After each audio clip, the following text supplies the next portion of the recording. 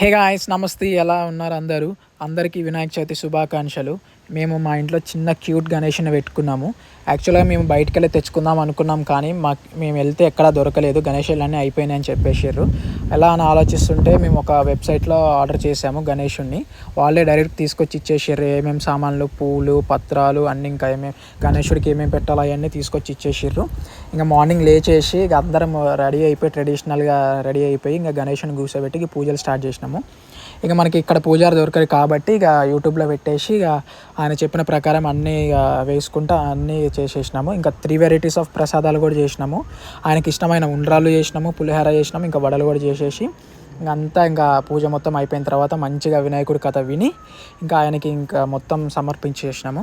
ఇక అట్లనే గణేషుని అందరికీ బ్లెస్సింగ్స్ ఇవ్వాలని కోరుకుంటూ జై బోలో గణేష్ మహారాజ్కి జై.